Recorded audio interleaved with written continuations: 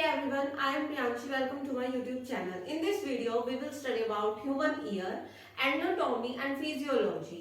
मतलब कि human ear की एनाटॉमी एंड फिजियोलॉजी क्या है वो हम इस वीडियो में पढ़ेंगे. Anatomy refers to the structure कि ईयर का स्ट्रक्चर कैसा है. जो ह्यूमन ईयर है उसका स्ट्रक्चर क्या होता है उसे उस वर्ड से रिफर किया जाता है, that is anatomy. And physiology refers to the function of the human ear की ह्यूमन ईयर का क्या फंक्शन है वो हम इस वीडियो में देखेंगे. तो ह्यूमन ईयर जो है हमारे 5 सेंस ऑर्गन्स होते हैं, उसमें से एक सेंस ऑर्गन है हमारा ईयर. तो ये जो सेंस ऑर्गन है सबसे ज्यादा कॉम्प्लेक्स सेंस ऑर्गन है और इसको मास्टरपीस ऑफ बायोमेडिकल इंजीनियरिंग भी बोला जाता है. और ईयर का काम होता है सुनने में हेल्प करना या सुनने के लिए हेल्प करना और बैलेंस में भी हेल्प करता है. ये जो हम बैलेंस एंड कोऑर्डिनेशन होता है बॉडी को उसको मेंटेन करने में भी हेल्प करता है. तो मेनली 3 पार्ट्स ऑफ होते हैं एक ईयर के. ये होता है एक्सटर्नल ईयर, ये वाला होता है मिडल ईयर और ये होता है इनर ईयर. तो 3 भागों में बांटा जाता है ईयर को, external, middle and inner ear. External ear के मेन 2 पार्ट्स बताए गए हैं, पिना और ऑरिकल. पिना को ऑरिकल भी बोला जाता है. और ये अंदर की ट्यूब जिसे बोलते हैं एक्सटर्नल एडिटरी कैनाल और मीटर्स. तो एक तो हो गया पिना और एक हो गई ये कैनाल, एक्सटर्नल ऑडिटरी कैनाल. तो जो पिना होता है, पिना को ऑरिकल भी बोलते हैं. जो आउटर पार्ट होता है हमारे कान का उसे हम बोलते हैं पिना या फिर ऑरिकल. इसके अंदर कोई भी बोन्स नहीं होती है, नो बोन्स. इसके अंदर कोई भी बोन्स नहीं होती है. ये जो है कार्टिलेजियस सब्सटेंस से बना होता है, सिर्फ फाइबर्स वगैरह ही होते हैं. फ्लेक्सिबल और बहुत ज्यादा फ्लेक्सिबल भी होता है. ये ऐसे ऐसे हम कान को हिला सकते हैं. कलेक्ट साउंड वेव्स, इसका काम क्या होता है साउंड वेव्स को कलेक्ट करना. इसकी जो ऐसी शेप है एक फनल टाइप की, वो जो है साउंड वेव्स कलेक्ट करता है सराउंडिंग से और फिर अंदर हो जाता है.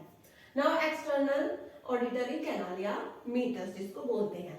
नहीं, पिना और ऑरिकल के कुछ पार्ट्स भी हैं. ये होता है हेलिक्स और ये बोलते हैं पोंचा. पोंचा होता है जो अंदर थोड़ा सा अंदर की तरफ झुका होता है वो. और लोब्यूल, लोब्यूल ये नीचे वाला पार्ट जिसके अंदर हम जिसका ऑर्नामेंटल फंक्शन होता है, यानी जहाँ पे आदमी इयररिंग्स वगैरह पुट करता है. Next is external auditory canal meatus. ये जो है एस शेप है, ये थोड़ी सी एस शेप की है अंदर से, यहाँ पे थोड़ी सी वैसी बनी हुई है. एस शेप की है मेनली. ये एस शेप की है, इसकी वजह से ये जो है इंजरी से बचाती है ईयर ड्रम को. जो अंदर मिडिल ईयर का ईयर ड्रम है उसको इंजरी से बचाती है कि एकदम जो है साउंड वेव्स एकदम ना जाए, या फिर कोई चीज भी अगर कोई छोटी मोटी चीज अंदर जाए तो वो जो है अंदर ना जा सके और इंजरी ना हो कान में. तो ओपन साइड पिना, पिना की तरफ से तो खुली हुई है लेकिन क्लोज एट ईयर ड्रम, लेकिन ईयर ड्रम के ऊपर क्लोज हो जाती है, यानी एक साइड से खुली हुई है और एक साइड से बंद है. लेंथ है इसकी 25 to 40 mm. लेंथ है इसकी 25 से लेकर 40 मिलीमीटर तक और वॉल्यूम है 2 cc. इसके अंदर 2 ग्लैंड्स हैं, एक है सिरुमेनस और एक है सीबेशियस. जो सिरुमेनस ग्लैंड होता है वो सिरुमेन या वैक्स जो है सिक्रीट करता है. सिरुमेन और वैक्स जो है फिर प्रोटेक्ट करता है ईयर को फ्रॉम दी, मतलब कि किसी डर्ट वगैरह से जो है सिरुमेन जो है प्रोटेक्ट करता है उसको, कि अंदर जो है डर्ट या कोई इंसेक्ट, छोटा मोटा इंसेक्ट अंदर ना जाए, कोई ऑब्जेक्ट अंदर ना जाए, वो वैक्स से चिपक के वहीं रह जाए और अंदर इंजरी ना हो. Sebaceous gland, sebaceous gland secrete करता है सीबम. सीबम एक उसका सिक्रीशन है और ये जो है एक ल्यूब्रिकेटिंग एजेंट की तरह काम करता है सीबम. ये जो है जो साउंड वेव्स है उनको अच्छे से ट्रांसमिशन करता है और मिडिल ईयर में पहुंचाता है. इसका फंक्शन क्या है, amplifies and make sound louder. मतलब जो बाहर से जो साउंड्स आ रही हैं, जो पिन्ना से अंदर गई हैं, उनको एम्पलीफाई करना और जो साउंड वेव्स हैं उनको थोड़ी सी तेज करना.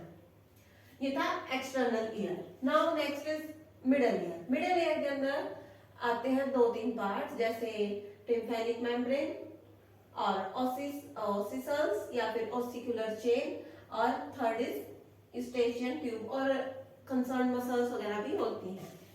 तो पहला है ईयर ड्रम, जो कान का पट्टा जिसे बोलते हैं, या फिर टिम्पैनिक मेम्ब्रेन. ये जो है बहुत थिन है, very thin and pinkish in colour, और पिंकिश कलर का है टिम्पैनिक मेम्ब्रेन. राउंडिश ओवल, और राउंडिश ओवल इसकी शेप है और कॉनकेव भी इसकी शेप है. तो इसके बारे में बताया गया है कि ये जो है टिम्पैनिक मेम्ब्रेन दिखता कैसा है.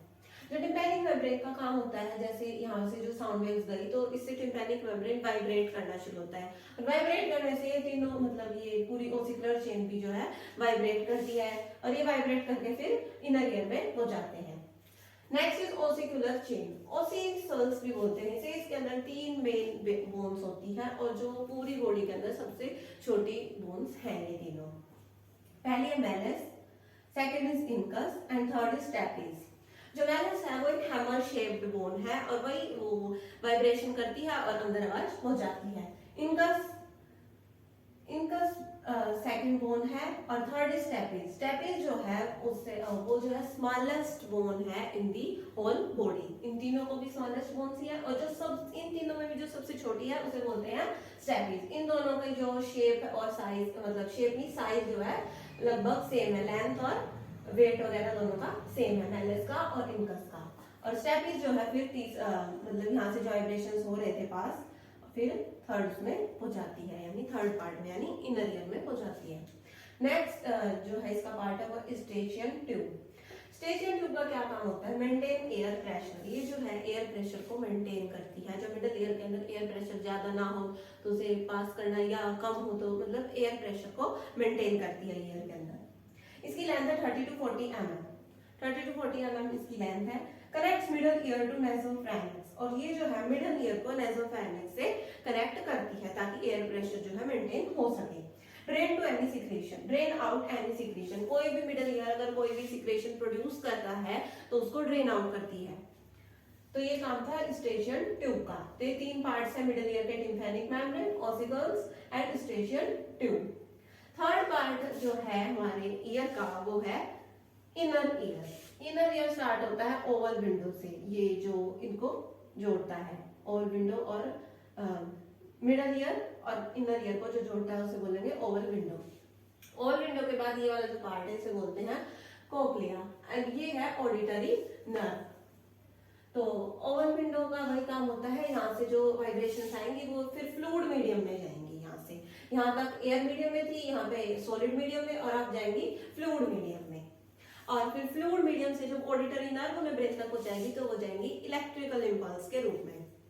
तो ओवल विंडो से यहाँ से वाइब्रेशन सेट हो गया, फिर वो कोक्लिया में पहुंच जाएंगी। कोक्लिया क्या होता है? Made up of twisting bony shell. जो कोक्लिया है वो एक ट्विस्टिंग बोनी शेल से जो है बना हुआ है। इसको देखो जैसे आप दिखाई दे रहा है, ऐसे ट्विस्ट किया है स्नेल की तरह। 1 cc wide and 5 mm broad इसकी मेजरमेंट्स दी हुई है। एंड ब्रॉड, जिसका एंड है वो तो ब्रॉड है, चौड़ा है, लेकिन जो एपेक्स है वो है पॉइंटेड। फ्लूइड, इसके अंदर एक फ्लूइड भरा हुआ है जिसे बोलते हैं पेरिलिम्फ। इसके अंदर जो फ्लूइड भरा हुआ है कोक्लिया के अंदर उसे बोलते हैं पेरिलिम्फ फ्लूइड। टोनोटॉपिक ऑर्गेनाइजेशन और फ्रीक्वेंसी ट्यूनिंग फंक्शन। इसके फंक्शन होते हैं tonotopic organization and frequency tuning function. Frequency को मेंटेन करना और ऐसे फ्रीक्वेंसी को पहुंचाना। और फंक्शन होते हैं इसके फ्रीक्वेंसी एनालिसिस, फ्रीक्वेंसी को एनालाइज करना, उसको इलेक्ट्रिकल इंपल्स में बना के भेजना। इंटेंसिटी एनालिसिस, और इंटेंसिटी को एनालाइज करना साउंड की। Converts mechanical energy sound vibrations into electrical impulses. ये जो है, जो मैकेनिकल एनर्जी जो आ रही है, साउंड वेव्स जो आई है अब तक, उनको इलेक्ट्रिकल इंपल्स में चेंज करती है ताकि वो ऑडिटरी नर्व जो है उन्हें ब्रेन तक पहुंचाए और हमें पता चले कि साउंड क्या है और कहाँ से आ रही है। ये सब इसका फंक्शन होता है। और कोक्लिया को बोला जाता है and organ of the hearing. Cochlea को बोला जाता है and organ of the hearing. और एक ऑर्गन होता है एंड ऑर्गन ऑफ बैलेंस, जिसे बोलते हैं वेस्टिबुला को। ये भी आपको याद रखना है, वेस्टिबुला को एंड ऑर्गन ऑफ बैलेंस बोलते हैं। Last is auditory nerve. Auditory nerve इसका पार्ट है कोक्लियर नर्व। कोक्लियर नर्व भी बोला जाता है इसे, और 8th क्रेनियल नर्व भी इसे बोलते हैं। ये जब कोक्लिया ने जो इंपल्सेस बनाए हैं उसको जो है ऑडिटरी नर्व ब्रेन तक पहुंचाएगी। ब्रेन हमें सिग्नल देगा कि ये साउंड है, कहाँ से आ रही है और क्या बोल रहा है, उसको हमें समझने में हेल्प करेगा। तो this is all about the anatomy and physiology of the human year. एक और बात, जो हमारे ह्यूमन ईयर जो है वो दोनों साइड है, यानी एक सिमेट्रिक वे में है और इस तरीके से बनाए गए हैं ताकि वो एक अच्छा लोकलाइजेशन हो सके साउंड का। लोकलाइजेशन होता है कि साउंड आ कहां से रही है, तो ये चीज भी थी, और इसे बोलते हैं masterpiece of biomedical engineering.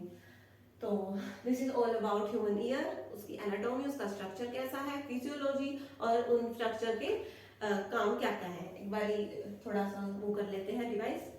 Sound आएगी, पिन्ना उसे कलेक्ट करेगा, पिन्ना कलेक्ट करके फिर उसे ऑडिटरी कैनाल के थ्रू इसके अंदर पहुंचाएगा। यहाँ था एयर मीडियम, अब मिडिल ईयर के अंदर आ गया सॉलिड मीडियम। फिर उससे जो टिम्पैनिक मेम्ब्रेन है या ईयर ड्रम है वो वाइब्रेट करेगा, वाइब्रेशन से जो ओसिकुलर चेन है वो पूरी वाइब्रेट करेगी, और वो वाइब्रेशन सेट होने के बाद जो स्टेपीज जो है वो ओवल विंडो से कनेक्टेड है, ओवल विंडो भी फिर वाइब्रेशन शुरू होगी। अब ये था सॉलिड मीडियम। अब जाएगा फ्लूइड मीडियम के अंदर।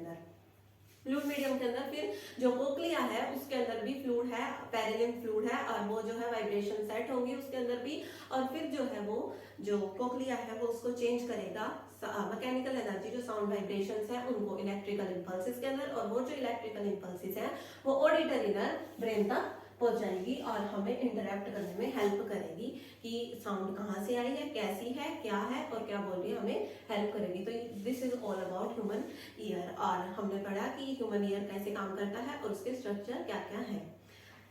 तो thank you for watching my video.